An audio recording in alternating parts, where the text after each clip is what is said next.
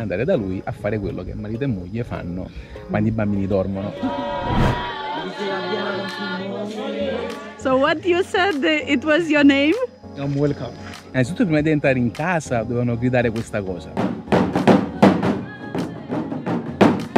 Come al solito, purtroppo, uomo aveva tutti i diritti. Perché purtroppo, forse per fortuna, scusa. Andiamo ad acculturarci. Siamo Aldo, Vera e Totò. Negli ultimi 7 anni abbiamo letteralmente fatto il giro del mondo a bordo del nostro fuoristrada camperizzato, visitando oltre 70 paesi su tutti i continenti. Eccoci qui all'Equatore per la terza volta, direzione emisfero meridionale. Adesso siamo in Africa e realizziamo video senza filtri mostrandovi la realtà del vero vivere viaggiando. Clicca su iscriviti e unisciti alla nostra avventura.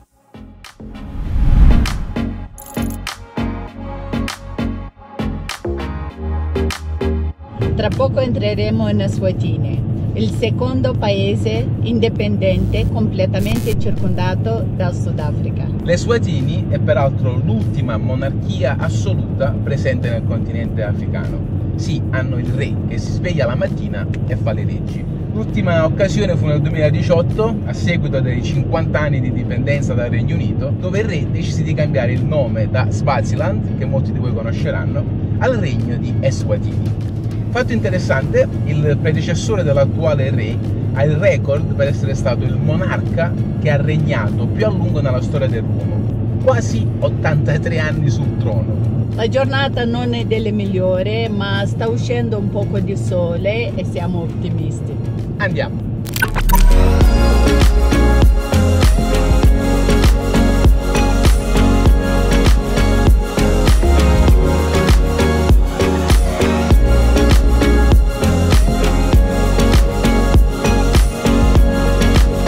Eccoci al confine.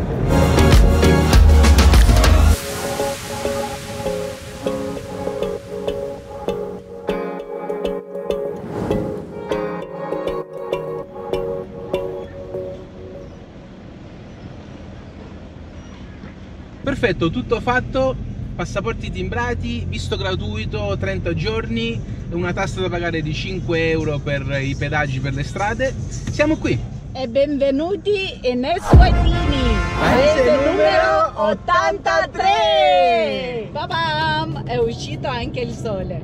Come prima destinazione andremo in un villaggetto qui vicino, a circa 40 km dal confine, per saperne un po' di più sulla cultura e storia di Eswatini. Siamo sul filo della Soio perché alle 11 incominciano i vari tour, quindi sono le 10:30, speriamo di farcela.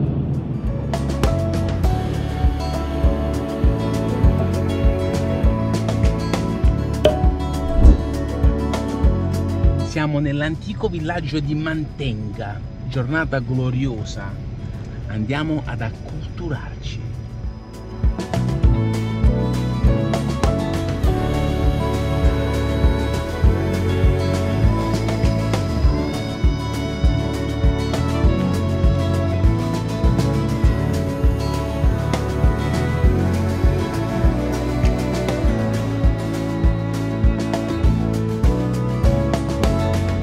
So what you said, it was your name? I'm welcome. Your name is welcome. Yeah. Praticamente lui si chiama Benvenuto, perché il suo nome nel dialetto Swazi, nella lingua Swazi, si traduce in welcome, benvenuto. E voleva fare vedere il passaporto sì. per me, sì, per me di verificare. Ma ragazzi, che emozioni! Siamo dentro questa capanna tradizionale, tra poco incomincerà un spettacolo. E di nome e di fatto welcome ci dà il benvenuto.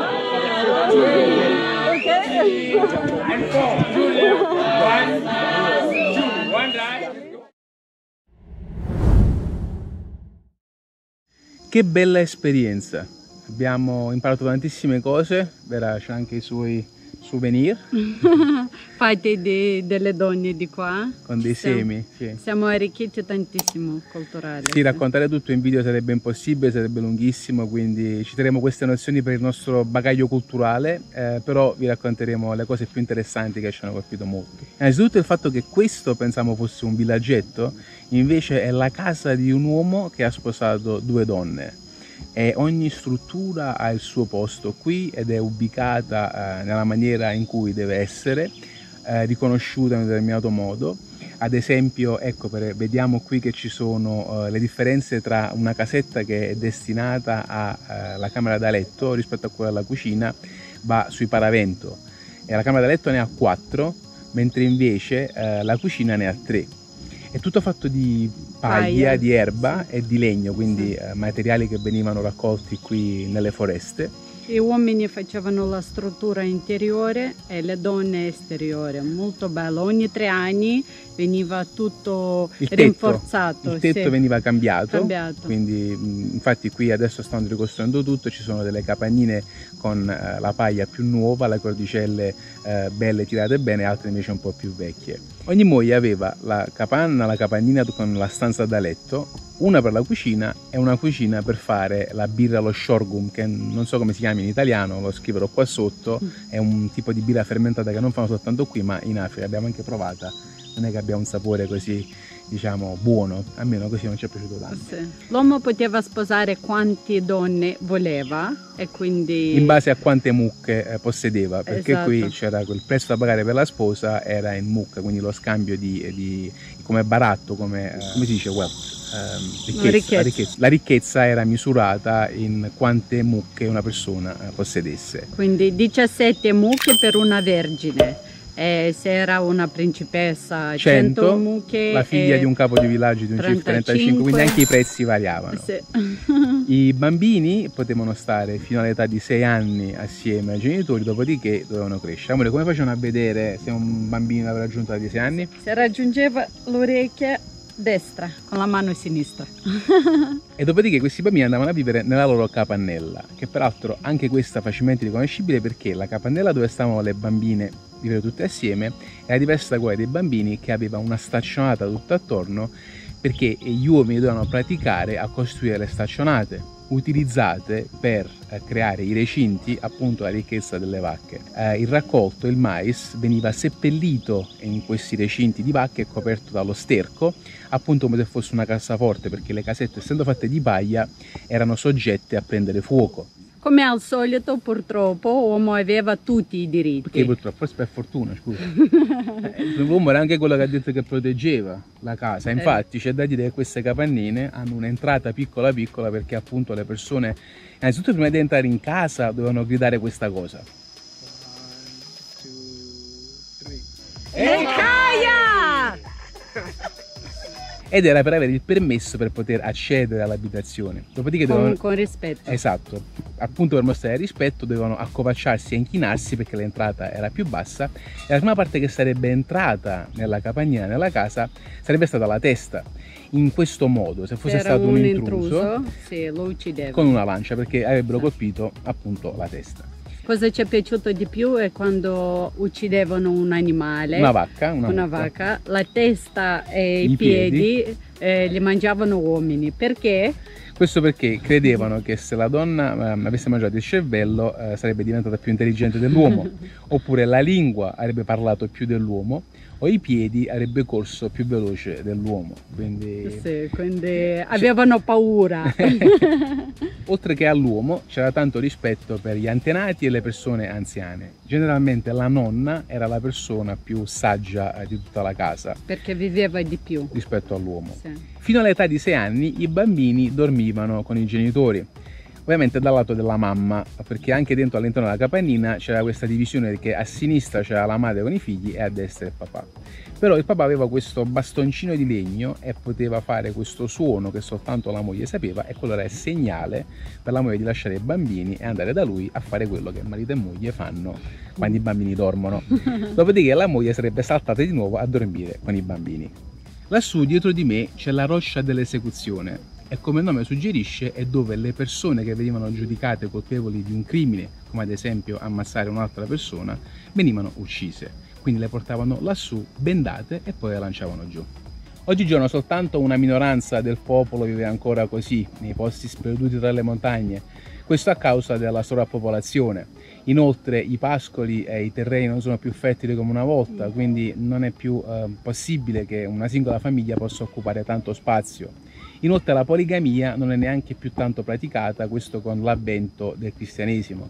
Però il re attuale ha 15 mole e il precedente aveva 125 mole.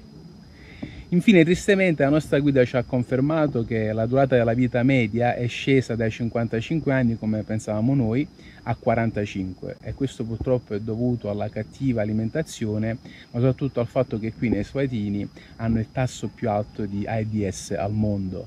Pensate che tra l'età compresa dai 19 e i 35 anni il 71% è sieropositivo. Perfetto, è ora di continuare il nostro tour di Eswatini, ma prima di proseguire andremo a fare un caffettino vicino a una bella cascata che si trova qui vicino.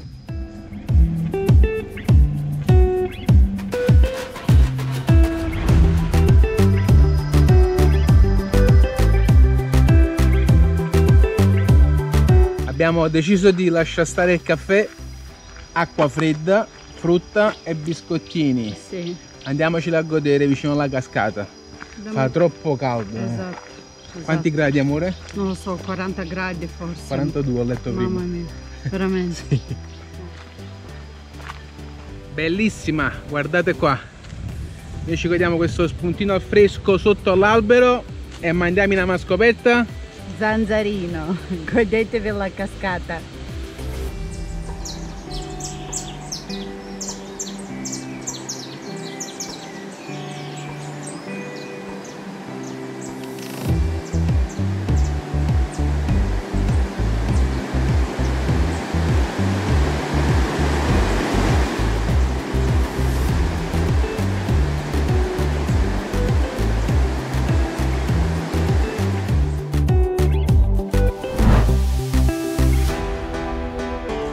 Telefono a gettoni, non lo vedevo da una vita.